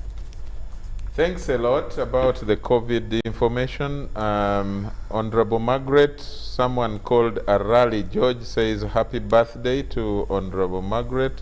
She wants a cake. And Tomorrow. that ahead of time, John Santos also says when the day comes, I hope that Honorable Margaret Muhanga, happy birthday. I hope the President rewards you on your day for a job well done. Hey. And Her future is very bright. The bright is future. Her future My is very future bright. I has think when he been refers bright to the as President rewarding you, that With what? he hopes that With what? the cabinet list comes out with your name on it on then that he birthday. doesn't know what I want. That one doesn't know what I There is want. somewhere which will come out very soon. He doesn't know what But I want. as we all said from the Behind the Headlines team here, from the crew here, we commiserate with the family of General Katumba. My dad is a retired soldier, and he used to tell me one of the most enjoyable things for a soldier in uniform is protecting their loved ones. And to just see that a general cannot even protect their daughter, I think is a very tragic experience. I think it's worse than even being at a battlefield where you're exchanging fire. Actually, when we visited him, what was bothering him was not the pain of the injuries, but the pain of the death of the daughter. Yeah, and that it happened in his presence, and that he could not do anything to save her life. is an extremely painful thing, very tragic, and to the entire family, we can only offer you prayers.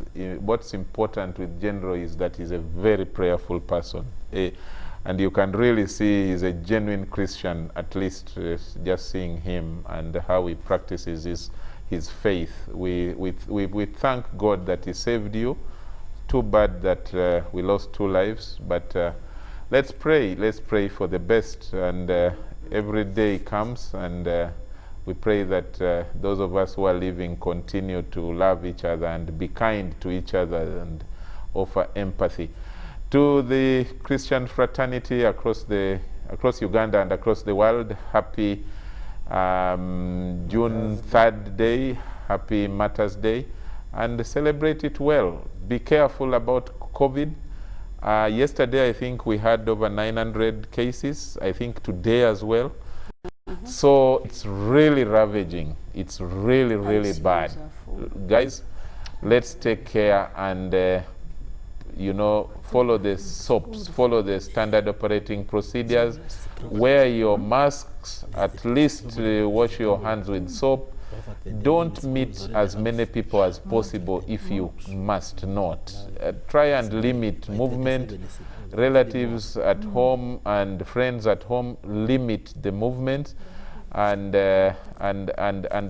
those who can access the vaccine, please go and get the vaccine, especially those who are in the vulnerable category, 50-year plus, and all those others who are in the vulnerable category. Otherwise, God bless you all, and have a good evening from the team here. Bye-bye. God bless you all.